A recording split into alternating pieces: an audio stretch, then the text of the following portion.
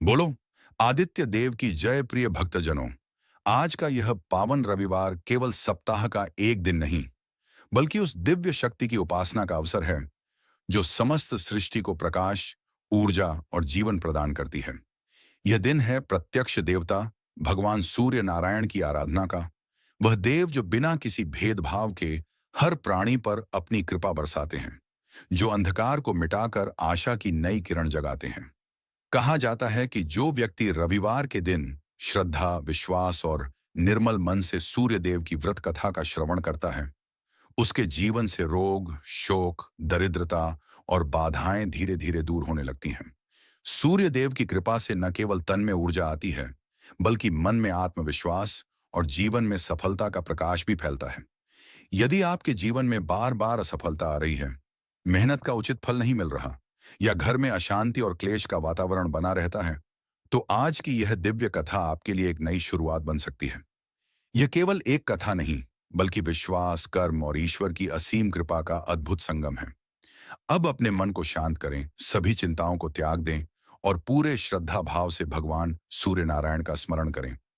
अपने हृदय के द्वार खोलें और इस पावन रविवार व्रत कथा को ध्यानपूर्वक सुनने के लिए तैयार हो जाएं। एक महत्वपूर्ण निवेदन। धर्म ग्रंथों के अनुसार सूर्य देव की व्रत कथा को बीच में छोड़ना उचित नहीं माना गया है। अधूरी कथा से अधूरा ज्ञान प्राप्त होता है, जो मन में भ्रम और शंका उत्पन्न कर सकता है। इसीलिए इस कथा को आरंभ से अंत तक अवश्य सुनें, ताकि आपको इसका पूर्ण फल प्राप्त हो सके। यह कथा केवल एक धार्मिक प्रसंग नहीं, बल्कि हमारे जीवन का दर्पण है, जो हमें हमारे कर्मों का फल, भक्ति का महत्व और ईश्वर की महिमा का अनुभव कराती है। हो सकता है इस कथा का कोई एक वाक्य, कोई एक घटना आपके जीवन की दिशा बदल दे और आपके भाग्य को जागृत कर दे। रविवार सूर्य व्रत कथा यह केवल एक कहानी नहीं है, यह विश्वास की शक्ति है, यह भक्ति का प्रभाव है, यह कर्म और भाग्य के बीच का वह रहस्य है जिसे समझने के बाद जीवन कभी पहले जैसा नहीं रहता। जब भी संसार अंधकार में डूबता है, जब जीवन में निराशा, असफलता और पीड़ा बढ़ जाती है, तब एक ही शक्ति है जो बिना कुछ मांगे, बिना भेदभाव के हर दिन हमारे जीवन को रोशन करती है। वह है भगवान सूर्य नारायण, सूर्य देव, जो प्रत्यक्ष देवता हैं, जो हमारे जीवन का आधार हैं, जो ऊर्जा है, जो आत्मबल है, जो सफलता का प्रकाश है। धर्मशास्त्रों में कहा गया है, सूर्य देव की कृपा से असंभव भी संभव हो जाता है। जहां सूर्य की कृपा होती है, वहां रोग, दरिद्रता और दुर्भाग्य टिक नहीं पाते। लेकिन क्या केवल सूर्य को प्रणाम कर लेना ही पर्याप्त है? क्या केवल पूजा करने से जीवन बदल जाता है, या फिर इसके पीछे कोई गहरा रहस्य छुपा है? आज की यह कथा उसी रहस्य को उजागर करेगी। यह कथा है एक राजा की, एक रानी की, एक संतान की चाह की और भगवान की कठोर परीक्षाओं की। यह कथा हमें सिखाएगी भक्ति क्या होती है, सच्चा व्रत क्या होता है, और ईश्वर कब और कैसे प्रसन्न होते हैं। हो सकता है इस कथा का कोई एक प्रसंग, कोई एक संवाद या कोई एक सीख आपके जीवन की दिशा बदल दे। अगर आप जीवन में संघर्ष से गुजर रहे हैं, अगर मेहनत का फल नहीं मिल रहा, अगर घर में क्लेश है या मन में अशांति है, तो यह कथा आपके लिए ही है। एक विशेष निवेदन। धार्मिक मान्यता के अनुसार व्रत कथा को बीच में छोड़ना नहीं चाहिए, क्योंकि अधूरी कथा अधूरा फल देती है। इसलिए अपने मन को शांत करें, मोबाइल साइड में रखें और पूरे ध्यान और श्रद्धा से इस कथा को सुनें। और हाँ, अगर आप चाहते हैं कि भगवान सूर्यदेव की कृपा आपके जीवन पर भी बनी रहे, तो इस वीडियो को लाइक जरूर करें, अपने परिवार और मित्रों के साथ शेयर करें और चैनल को सब्सक्राइब करना न भूलें। अब आइए पूरे श्रद्धा भाव के साथ रविवार सूर्य व्रत कथा का आरंभ करते हैं। तो आइए एक बार फिर अपने मन को शांत करें, अपनी आत्मा को श्रद्धा से भरें और भगवान सूर्य नारायण के दिव्य स्मरण के साथ इस अद्भुत कथा का आरंभ करें। प्राचीन काल की बात है। आर्यावर्त के मध्य भाग में एक अत्यंत समृद्ध और वैभवशाली राज्य था, जिसका नाम था सूर्यपुर। जैसा नाम वैसा ही उसका वैभव। यह राज्य मानो स्वयं सूर्यदेव की कृपा से प्रकाशित होता था। यहाँ की धरती सोना उगलती थी, नदियां निर्मल जल से परिपूर्ण थीं और प्रजा अत्यंत सुखी व संतुष्ट थी। इस राज्य के राजा थे राजा दिवाकर सेन। वे अत्यंत तेजस्वी, न्यायप्रिय और धर्मपरायण शासक थे। उनके चेहरे पर ऐसा तेज था कि मानो सूर्य की किरणें स्वयं उनमें समाहित हो गई हों। राजा दिवाकर सेन का जीवन एक आदर्श राजा का प्रतीक था। वे प्रतिदिन ब्रह्म मुहूर्त में उठते, स्नान कर सूर्यदेव को अर्घ्य देते और फिर ही राज कार्य आरंभ करते। उनकी महारानी थीं, महारानी कमलिनी। वे अत्यंत सुंदर, सती साध्वी और भगवत भक्त थीं। उनका जीवन केवल सेवा, भक्ति और करुणा में व्यतीत होता था। दोनों का जीवन प्रेम और समझ का अद्भुत उदाहरण था। लेकिन प्रिय श्रोतागण, हर कहानी की तरह इस कहानी में भी एक ऐसा दुख छिपा था जो इस पूरे वैभव को अधूरा बना रहा था। वह दुख था, संतान का अभाव। वर्षों बीत गए, परंतु महल में कभी किसी बच्चे की किलकारी नहीं गूंजी। राजा जब अपने महल की ऊंची दीवारों से नीचे खेलते हुए बच्चों को देखते तो उनका हृदय भीतर से टूट जाता। महारानी कमलिनी का हाल तो और भी दयनीय था। वे हर रात भगवान के सामने रो रो कर यही प्रार्थना करती, हे प्रभु, यदि मुझसे कोई भूल हुई है तो मुझे दंड दें, पर मुझे मातृत्व सुख से वंचित न करें। समय बीतता गया और यह पीड़ा धीरे धीरे पूरे राज्य की चिंता बन गई। मंत्रियों को चिंता होने लगी, राजा के बाद राज्य का उत्तराधिकारी कौन होगा। राजा ने हर संभव प्रयास किया, यज्ञ, तप, दान, वैद्य, ज्योतिष, लेकिन हर बार परिणाम शून्य। एक दिन राजा अत्यंत दुखी होकर अपने राज सिंहासन से उठे और अकेले ही वन की ओर चल पड़े। उनका मन टूट चुका था। उन्हें लगा, जब मेरा वंश ही नहीं चलेगा तो इस राज्य का क्या अर्थ। जंगल के बीच एक प्राचीन वट वृक्ष के नीचे बैठकर वे रोने लगे। तभी वहां एक दिव्य तेज प्रकट हुआ और उस तेज के मध्य से एक महर्षि प्रकट हुए। उनकी आंखों में ज्ञान था, वाणी में शांति और मुख पर अद्भुत तेज। राजा ने तुरंत उनके चरणों में गिरकर प्रणाम किया और बोले, हे महात्मा, मेरे जीवन का दुख अब सहा नहीं जाता, कृपया मुझे मार्ग दिखाइए। महर्षि ने शांत स्वर में कहा, हे राजन, तुम्हारा दुख समाप्त हो सकता है, परंतु उसके लिए तुम्हें उस देवता की शरण में जाना होगा जो इस सृष्टि के प्रत्यक्ष देव हैं। राजा ने आश्चर्य से पूछा, कौन है वे देव। महर्षि मुस्कुराए और बोले, वह हैं भगवान सूर्य नारायण। राजा की आंखों में पहली बार आशा की चमक आई। महर्षि ने आगे कहा, यदि तुम सच्चे मन, नियम और श्रद्धा से रविवार का व्रत रखो तो तुम्हारी हर इच्छा पूर्ण हो सकती है। यह सुनकर राजा का हृदय विश्वास से भर गया।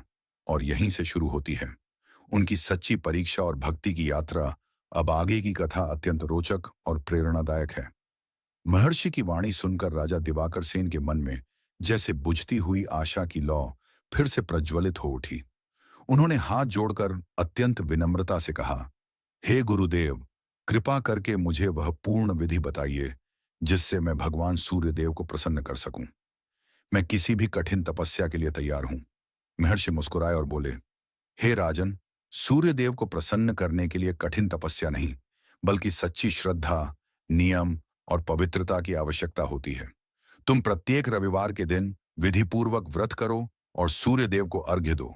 यही तुम्हारे कष्टों का अंत करेगा। इसके बाद महर्षि ने विस्तार से व्रत की विधि बताई। ब्रह्म मुहूर्त में उठना, पवित्र स्नान करना, लाल वस्त्र धारण करना, तांबे के पात्र में जल, रोली, लाल पुष्प और अक्षत डालना, उगते सूर्य को अर्घ्य देना, एयुएम घृण्य सूर्याय नमः मंत्र का जाप करना, पूरे दिन नमक का त्याग करना। राजा दिवाकर सेन अत्यंत ध्यानपूर्वक हर एक बात सुनते रहे। उन्होंने प्रणाम कर कहा, हे गुरुदेव, मैं आज ही से यह व्रत आरंभ करूंगा। महर्षि ने आशीर्वाद दिया, तुम्हारी श्रद्धा ही तुम्हारा फल बनेगी। इतना कहकर वे दिव्य प्रकाश में विलीन हो गए। राजा तुरंत महल लौटे। महारानी कमलिनी उनकी प्रतीक्षा कर रही थी। राजा ने पूरा घटनाक्रम सुनाया। यह सुनते ही महारानी की आंखों में आशा के आंसू आ गए। उन्होंने कहा, हे स्वामी, यह तो स्वयं ईश्वर की कृपा है। हम अवश्य यह व्रत करेंगे। अगले ही रविवार से दोनों ने व्रत शुरू कर दिया। पहली सुबह पूरा महल एक अलग ही पवित्रता से भर गया था। महारानी ब्रह्म मुहूर्त में उठी, स्नान किया और लाल वस्त्र धारण किए। राजा भी पूर्ण श्रद्धा के साथ तैयार हुए। दोनों महल की ऊंची छत पर पहुंचे। पूर्व दिशा में हल्की लालिमा फैल रही थी। जैसे ही सूर्यदेव की पहली किरण प्रकट हुई, राजा ने तांबे के पात्र से अर्घ्य देना शुरू किया। जल की धारा के बीच से झलकते सूर्यदेव के दर्शन करते हुए वे मंत्र जप करने लगे। एयुएम घृणी सूर्याय नमः। एयुएम घृणी सूर्याय नमः। उस क्षण वातावरण इतना पवित्र हो गया कि मानो स्वयं देवता वहां उपस्थित हों। अर्घ्य देने के बाद दोनों ने सूर्यदेव को प्रणाम किया और पूजा कक्ष में जाकर दीप प्रज्वलित किया। महारानी ने अपने हाथों से गुड़ और गेहूं का प्रसाद बनाया। दोनों ने पूरे दिन निराहार रहकर भक्ति में समय बिताया। लेकिन प्रिय श्रोतागण, ईश्वर की कृपा इतनी जल्दी नहीं मिलती। वह पहले भक्ति की परीक्षा लेते हैं। कुछ सप्ताह बीत गए, फिर महीने, लेकिन कोई परिवर्तन नहीं हुआ। ना कोई शुभ संकेत, ना कोई संतान का समाचार। धीरे धीरे महल में फुसफुसाहट शुरू हो गई। क्या यह व्रत सच में फल देगा? इतने बड़े राजा को भी फल नहीं मिला। एक दिन महारानी ने यह बातें सुन ली। उनका दिल टूट गया। वे अपने कक्ष में जाकर रोने लगी। हे सूर्यदेव, क्या मेरी भक्ति में कमी है? उसी समय राजा वहां आए। उन्होंने महारानी को रोते देखा। उनका हृदय व्यथित हो उठा। लेकिन इस बार राजा टूटे नहीं, बल्कि दृढ़ हो गए। उन्होंने महारानी का हाथ पकड़ा और कहा, नहीं कमलिनी, यह हमारी परीक्षा है और हम इसे अवश्य पार करेंगे। दोनों ने उसी क्षण प्रण लिया, चाहे कुछ भी हो जाए, हम यह व्रत नहीं छोड़ेंगे। और प्रिय श्रोतागण, यहीं से उनकी भक्ति एक नए स्तर पर पहुंच गई। अब वे केवल संतान के लिए नहीं, बल्कि सच्चे प्रेम से सूर्यदेव की आराधना करने लगे। अब कथा एक ऐसे मोड़ पर पहुंचती है जहां ईश्वर स्वयं भक्त की परीक्षा लेते हैं। समय बीतता गया, महीने वर्षों में बदलने लगे। राजा और रानी का नियम ज्यों का त्यों बना रहा। हर रविवार वही भक्ति, वही अटूट श्रद्धा, वही समर्पण, लेकिन कोई फल नहीं। एक दिन राज्य में अचानक भयंकर सूखा पड़ गया। बारिश रुक गई, नदियां सूखने लगीं, खेत बंजर हो गए, प्रजा त्राही त्राही करने लगी। मंत्रियों ने राजा से कहा, महाराज, हमें अन्य राज्यों से अन्न मंगवाना होगा। राजा ने तुरंत खजाने खोल दिए। प्रजा को अन्न दिया गया, गरीबों की सहायता की गई, किसी को भूखा नहीं सोने दिया गया। लेकिन धीरे धीरे राजकोष खाली होने लगा। एक मंत्री ने धीरे से कहा, महाराज, अब हमें खर्च रोकना होगा। राजा ने दृढ़ स्वर में कहा, जब तक मेरी प्रजा भूखी है, तब तक मेरा खजाना किसी काम का नहीं। प्रिय श्रोतागण, यही होता है सच्चा धर्म। लेकिन परीक्षा यहीं खत्म नहीं हुई। एक दिन एक साधु भिक्षा मांगने महल के द्वार पर आया। उस समय महल में केवल थोड़ा सा अन्न बचा था। महारानी स्वयं रसोई में थी। उन्होंने देखा, बस उतना ही अन्न है जिससे राजा और वे स्वयं भोजन कर सकते हैं। दासी ने कहा, महारानी, यह अन्न आप खा लीजिए, साधु को मना कर दीजिए। महारानी कुछ क्षण के लिए रुकीं, फिर मुस्कुराईं और बोली, यह अन्न हमारा नहीं, यह ईश्वर का है। उन्होंने पूरा भोजन उस साधु को दे दिया। साधु ने भोजन ग्रहण किया और जाते जाते मुस्कुराकर बोला, देवी, तुम्हारी भक्ति व्यर्थ नहीं जाएगी। महारानी के मन में एक अजीब सी शांति आ गई। उधर राजा जब यह बात सुनते हैं तो वे भी गर्व से भर जाते हैं। उस दिन दोनों ने बिना कुछ खाए ही व्रत पूरा किया। प्रिय श्रोतागण, अब उनकी भक्ति केवल इच्छा नहीं रही थी, वह बन चुकी थी निस्वार्थ समर्पण। और जब भक्ति इस स्तर पर पहुंचती है, तब भगवान को स्वयं आना पड़ता है। उसी रात राजा को स्वप्न आया। स्वप्न में एक तेजस्वी प्रकाश प्रकट हुआ, इतना तेज कि आंखें खुली नहीं रह सकीं। उस प्रकाश से एक दिव्य स्वर गूंजा, हे दिवाकर सेन। राजा घबरा गए। उन्होंने हाथ जोड़ दिए। स्वर फिर आया, मैं तुम्हारी भक्ति से प्रसन्न हूं। राजा ने कांपते हुए पूछा, प्रभु, आप कौन हैं? प्रकाश और भी तेज हो गया और उत्तर मिला, मैं वही हूं जिसे तुम हर रविवार अर्घ्य देते हो। मैं हूं सूर्य नारायण। राजा की आंखों से आंसू बहने लगे। उन्होंने कहा, प्रभु, क्या मेरी प्रार्थना सुनी गई? सूर्यदेव बोले, हे राजन, मैं तुम्हारी हर परीक्षा देख रहा था। तुमने कभी नियम नहीं छोड़ा, कभी श्रद्धा नहीं छोड़ी, और सबसे बड़ी बात, तुमने अपना धर्म नहीं छोड़ा। अब समय आ गया है।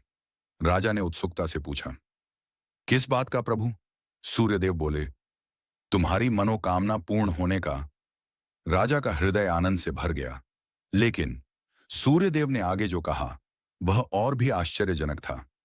परंतु उससे पहले तुम्हें अंतिम परीक्षा देनी होगी। लेकिन उससे पहले उन्होंने एक अंतिम परीक्षा की बात कही।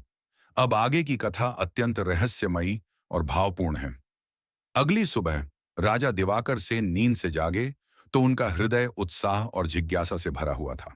उन्होंने तुरंत महारानी कमलिनी को पूरा स्वप्न सुनाया। महारानी की आंखों में खुशी के आंसू आ गए, लेकिन साथ ही मन में एक हल्की सी चिंता भी थी। आखिर वह अंतिम परीक्षा क्या होगी? दोनों ने निश्चय किया, जो भी हो, हम पीछे नहीं हटेंगे। दिन बीतता गया और फिर आया वह पावन रविवार। राजा और रानी पहले की तरह ही पूरे नियम और श्रद्धा से व्रत कर रहे थे, लेकिन इस बार वातावरण में कुछ अलग था, मानो कोई अदृश्य शक्ति उनकी परीक्षा लेने को तैयार हो। सूर्योदय के समय जब राजा अर्घ्य दे रहे थे, तभी अचानक आकाश में काले बादल छा गए। तेज आंधी चलने लगी, जल की धारा टूटने लगी। महारानी घबरा गईं। हे स्वामी, यह क्या हो रहा है? राजा ने दृढ़ स्वर में कहा, यह परीक्षा है, हमें नहीं रुकना है। उन्होंने आंखें बंद की और भी दृढ़ता से मंत्र जप करने लगे। एवं घृणी सूर्याय नमः। कुछ ही क्षणों में बादल छंट गए। सूर्यदेव की किरणें फिर से चमक उठी। पहली परीक्षा पूरी हुई, लेकिन असली परीक्षा अभी बाकी थी। दोपहर का समय, राजा और रानी निराहार रहकर पूजा में लीन थे। तभी महल के द्वार पर एक वृद्ध ब्राह्मण आया। वह अत्यंत दुर्बल था, उसकी आवाज कांप रही थी। हे राजन, मैं कई दिनों से भूखा हूं, मुझे भोजन चाहिए। महारानी तुरंत रसोई में गई, लेकिन आज महल में भोजन बहुत कम था, केवल इतना कि व्रत खोलने के लिए ही पर्याप्त था। दासी ने कहा, महारानी, यह भोजन आप दोनों के लिए है, ब्राह्मण को मना कर दीजिए। महारानी कुछ क्षण चुप रहीं। उनकी आंखों में दुविधा थी, एक ओर व्रत का नियम, दूसरी ओर एक भूखे ब्राह्मण की पीड़ा। तभी राजा वहां आए। उन्होंने स्थिति देखी और बिना एक पल सोचे बोले, महारानी, यह परीक्षा है। सच्चा व्रत वही है जिसमें त्याग हो। महारानी ने तुरंत निर्णय लिया। उन्होंने पूरा भोजन उस ब्राह्मण को दे दिया। ब्राह्मण ने भोजन किया और जाते जाते कहा, हे राजन, आज तुमने सच्चे धर्म का पालन किया है। जैसे ही वह ब्राह्मण आगे बढ़ा, अचानक उसका रूप बदलने लगा। पूरा वातावरण प्रकाश से भर गया। तेज इतना बढ़ गया कि आंखें बंद करनी पड़ी। और फिर उस दिव्य प्रकाश के मध्य स्वयं भगवान सूर्य नारायण प्रकट हुए। राजा और रानी स्तब्ध रह गए। वे तुरंत भूमि पर गिर पड़े। सूर्यदेव ने कहा, हे राजन दिवाकर सेन, तुमने अंतिम परीक्षा भी उत्तीर्ण कर ली। तुमने भूखे को भोजन देकर अपने व्रत से भी बड़ा धर्म निभाया। राजा की आंखों से आंसू बहने लगे। प्रभु, आपकी कृपा से ही सब संभव हुआ। सूर्यदेव मुस्कुराए और बोले, अब समय आ गया है तुम्हारे जीवन में प्रकाश आने का। मैं तुम्हें वरदान देता हूं, तुम्हारे घर एक तेजस्वी, प्रतापी और धर्मात्मा पुत्र का जन्म होगा। महारानी की आंखों से आनंद के आंसू बहने लगे। लेकिन सूर्यदेव ने आगे जो कहा वह और भी महत्वपूर्ण था।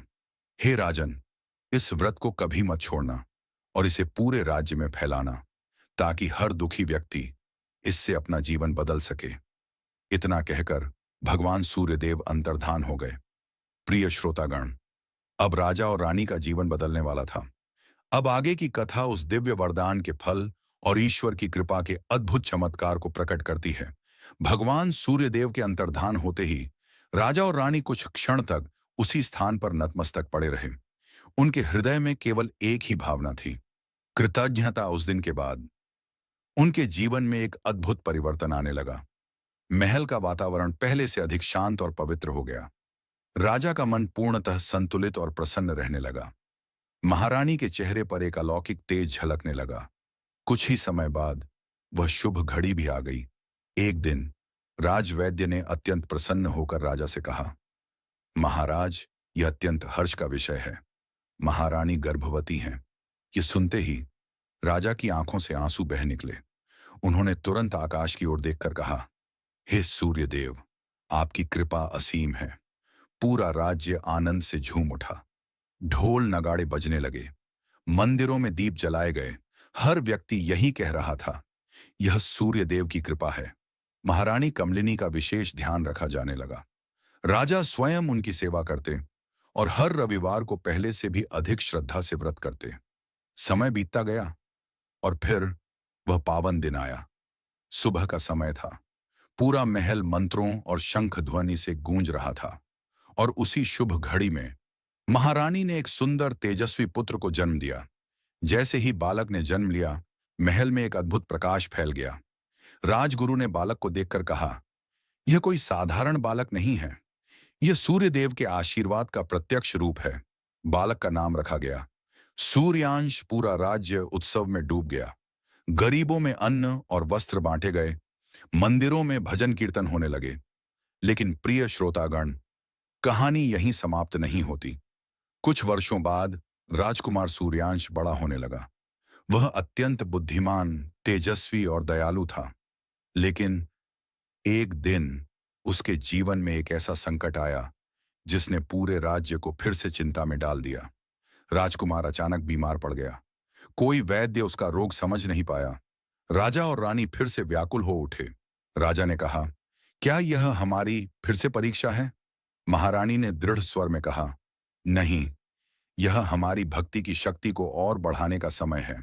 दोनों ने फिर से और भी कठोर नियमों के साथ सूर्य व्रत करना शुरू किया। राजा दिवाकर सेन और महारानी कमलिनी, जिन्होंने इतनी कठिन तपस्या के बाद यह सुख पाया था, अब फिर से गहरे संकट में घिर गए थे। अब कथा अपने अंतिम और सबसे भावुक चरण में प्रवेश करती है। राजमहल का वातावरण एक बार फिर शोकमय हो गया। जहां कभी हंसी गूंजती थी, वहां अब सन्नाटा था। राजकुमार सूर्यांश शैया पर निढाल पड़े थे। राजवैद्य असहाय थे। राजा ने व्याकुल होकर कहा, हे प्रभु, यह कैसी लीला है? पहले दिया और अब छीनने का संकेत क्यों? महारानी कमलिनी ने आंसू पोंछे और दृढ़ स्वर में कहा, नहीं स्वामी, भगवान अपनी कृपा वापस नहीं लेते। यह हमारी अंतिम परीक्षा है। उसी क्षण दोनों ने एक संकल्प लिया, जब तक राजकुमार स्वस्थ नहीं होंगे, हम और भी कठोर नियम से सूर्य व्रत करेंगे। अब उनकी भक्ति और भी गहरी हो गई। वे दिन रात मंत्र जाप करने लगे। हर रविवार को निर्जल व्रत रखने लगे। गरीबों को भोजन कराने लगे। समय बीतता गया। राजकुमार की स्थिति कभी सुधरती, कभी बिगड़ती। एक रात महारानी राजकुमार के पास बैठी रो रही थी। उनकी आंख लग गई और तभी एक दिव्य स्वप्न प्रकट हुआ। उस स्वप्न में पूरा कक्ष तेज प्रकाश से भर गया और उस प्रकाश में स्वयं भगवान सूर्य नारायण प्रकट हुए। महारानी तुरंत उनके चरणों में गिर पड़ी। हे प्रभु, मेरे पुत्र को बचा लीजिए। सूर्यदेव ने शांत स्वर में कहा, हे देवी, यह रोग साधारण नहीं है, यह पूर्व जन्म के कर्मों का फल है। महारानी रो पड़ी। प्रभु, इसका उपाय क्या है? सूर्यदेव बोले, यदि तुम सच्चे मन से 7 लगातार रविवार व्रत करो और हर रविवार को एक गरीब को भोजन कराओ, तो यह दोष समाप्त हो जाएगा। महारानी ने तुरंत प्रणाम किया। प्रभु, मैं यह व्रत अवश्य पूर्ण करूंगी। सुबह होते ही उन्होंने राजा को सब बताया। दोनों ने मिलकर संकल्प लिया, 7 रविवार पूर्ण श्रद्धा, बिना किसी कमी के। और फिर शुरू हुई उनकी सबसे कठिन तपस्या। पहला रविवार निर्जल व्रत, भोजन दान। दूसरा, तीसरा, चौथा, हर रविवार पूरी निष्ठा, पूरी श्रद्धा। छठे रविवार तक राजकुमार की हालत थोड़ी सुधरने लगी। और फिर आया 7वां रविवार। उस दिन राजा और रानी ने पूरे विधि विधान से पूजा की, गरीबों को भरपेट भोजन कराया। और जैसे ही सूर्यास्त हुआ, अचानक राजकुमार ने अपनी आंखें खोल दी। महारानी खुशी से चिल्लाई, स्वामी देखिए, सूर्यांश ठीक हो गया। राजा दौड़कर आए। उन्होंने अपने पुत्र को गले लगा लिया। पूरा महल आनंद से भर गया। उसी क्षण आकाश में एक दिव्य प्रकाश प्रकट हुआ और एक मधुर स्वर गूंजा, हे राजन, तुम्हारी भक्ति पूर्ण हुई। तुमने हर परीक्षा में धैर्य, श्रद्धा और धर्म का पालन किया। तुम्हारा वंश सदा फले फूलेगा और तुम्हारा नाम युगों युगों तक लिया जाएगा। राजा और रानी ने हाथ जोड़कर कहा, प्रभु, आपकी कृपा के बिना कुछ भी संभव नहीं। प्रिय श्रोतागण, इस प्रकार भगवान सूर्यदेव की कृपा से राजा दिवाकर सेन का जीवन पूर्ण हुआ। उनका राज्य फिर से सुख, शांति और समृद्धि से भर गया। कथा से मिलने वाली शिक्षा सच्ची भक्ति में शक्ति होती है। धैर्य और विश्वास कभी व्यर्थ नहीं जाते। ईश्वर भक्त की परीक्षा लेते हैं, पर साथ नहीं छोड़ते। दान, सेवा और नियम से किया गया व्रत अवश्य फल देता है। प्रिय भक्तजनों, आपने अभी जो कथा सुनी, वह केवल एक कहानी नहीं थी। वह एक संदेश था, एक मार्गदर्शन था, एक सच्चाई थी। इस कथा ने हमें सिखाया, जब जीवन में अंधकार बढ़े, तो सूर्य की ओर देखो। जब मन कमजोर पड़े, तो विश्वास को मजबूत करो। और जब सब रास्ते बंद लगें, तो भक्ति का द्वार खोलो। राजा दिवाकर सेन और रानी कमलिनी की तरह हमें भी धैर्य रखना होगा, हमें भी विश्वास रखना होगा, हमें भी नियम और श्रद्धा से व्रत करना होगा। क्योंकि भगवान परीक्षा जरूर लेते हैं, लेकिन साथ कभी नहीं छोड़ते। याद रखिए, देर हो सकती है, लेकिन अंधेर नहीं होता। ईश्वर की कृपा कभी व्यर्थ नहीं जाती। अगर आप सच्चे मन से, नियम, श्रद्धा और सेवा भाव से रविवार का व्रत करते हैं, तो आपके जीवन से रोग दूर होंगे, आर्थिक संकट खत्म होंगे, आत्मविश्वास बढ़ेगा और सफलता आपके कदम चूमेगी। एक छोटा सा संकल्प अभी लें। मैं हर रविवार सूर्य देव का स्मरण करूंगा, करूंगी। मैं जरूरतमंदों की मदद करूंगा, करूंगी। मैं अपने कर्मों को शुद्ध रखूंगा, रखूंगी। बस यही सच्चा व्रत है, यही सच्ची पूजा है।